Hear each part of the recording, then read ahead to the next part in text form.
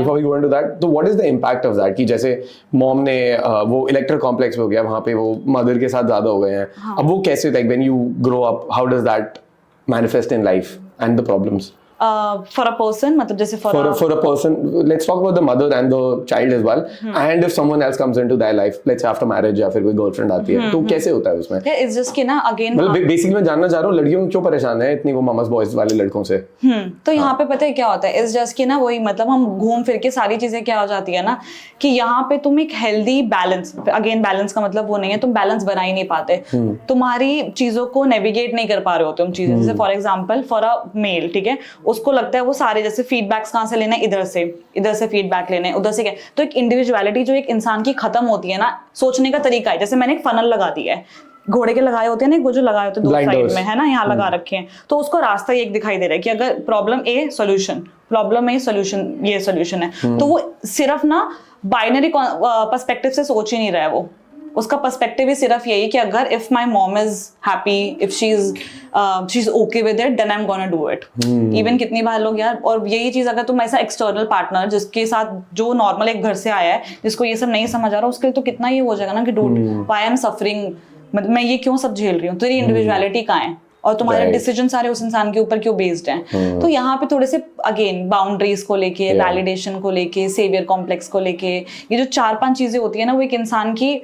खुद की भी सच में इंडिविजुअलिटी खत्म हो चुकी होती है, क्योंकि उसका दिमाग किसी दूसरे के फनल से निकल के चल रहा है। It's just an extension of the mother there. Exactly. वो जो कर रहा है मॉम के लिए कर रहा है, वो उस अपने लिए नहीं सोच रहा है, ना कि अपने पार्टनर के लिए सोच रहा है। और कभी कभी ना हमें लगता है कि हम अपनी मॉम के लिए अच्छा सोच रहे हैं ये,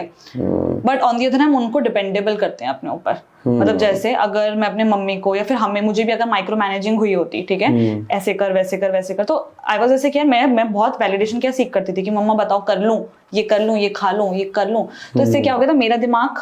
ग्रो होना बंद हो गया था। और even for my mother also, अगर वो मुझसे कुछ पूछते कहती मम्मी आप खुद देखो, so that I know I can help you better, but I don't want to. मुझे पता है मेरे पे डिपेंडेंट हो जाओगे और आपकी दुनिया मेरे आसपास घूमने शुरू हो जाएगी, which is not a healthier way. इससे ऐसा भी तो होता होगा, since the mother is let's say the mother does not have a good relationship with the father, yeah, whatever, yeah, she's very attached to the relationship जो अपने बच्चे के साथ है, suddenly another woman is coming into it, she will feel threatened, और इसकी वजह से ये सास बहू वाले झगड़े इसीलिए होते हैं ना, इसीलिए होते हैं, यही तो प्रॉब्लम है ना, यही एक लौती प्रॉब्लम है। और इसकी मेरा बेटा मेरा है, ये तेरा पति नहीं है। हाँ, कि मतलब पहले वो होता है ना, वही पावर, वही अगेन घूम फिर के पावर, कि मैं पावर में थी, मेरी पहले सुनी जा रही थी, अब हुआ यू, मतलब तो हमें ऐसे बहुत ऐसे लगता है कि यार, कहते हैं ना कि हमारे ऑफिस में भी होता है, जैसे मेरी क्लाइंट मुझे बता रही थी यही कि ना, एक ऑफिस में ना एक मेरे से अच्छी एक फीमेल आ गई जो मुझसे अच्छा बोलती है, मुझसे अच्छी दिखती है, तो कह रही मैं चाहती नहीं थी, बट सबकॉन्शियसली मुझे ऐसा लग गया कि यार इसको हटाओ यार, इसको लेके, हाँ, कि अब वो जो पोजीशन पे है शायद से वो चली जा सकती है और किसी और को मिल सकती है। तो दैट्स ह्यूमन, मतलब that's evolutionary perspective, that's basic thing जो हमारे अंदर आती है। सॉल्व कैसे करना चाहिए इसको फिर? सॉल्व कैसा करना चाहिए? Someone the Mama's boy, like कोई माँ तो यहाँ पे देख नहीं रही होगी, बट बच्चे देख रहे होंगे, तो अगर कोई ममास बॉय है एंड ही रियलाइजेस कि यार वो इसमें स्टक है, क्या करना चाहिए उसको? यार सबसे पहले तो ना, यू नीड टू, क्या कहते हैं ना, मैं जैसे अगेन मैं अपने साथ भी करती हूँ ये वाली चीज particularly, I always take feedbacks from people, you know, मतलब मैं अपनी बाउंड्रीज बना के रखती हूँ पहले तो, और फिर मैं अपनी बाउंड्रीज को धीरे धीरे तोड़ती हूँ, समझती हूँ कि यार कि ये चीज मुझे कैसे सर्व करे। कहते हैं ना, self awareness is the half healing. Right. If you are aware of your own flaws, you start.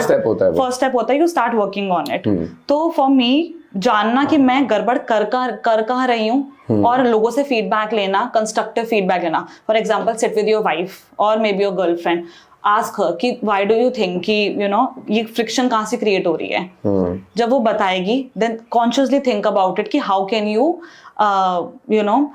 help yourself and make some, you know, क्योंकि कुछ लोग होते हैं मम्मा के लिए, obviously मैं नहीं कह रही उनको abandon करो, but उनको independent बनाना तुम्हारा काम है, तो be, मतलब you know, be good for yourself but also for the other person around you, मतलब for your wife, for your mother। तो सबसे पहले तो aware होना, self awareness is the half healing।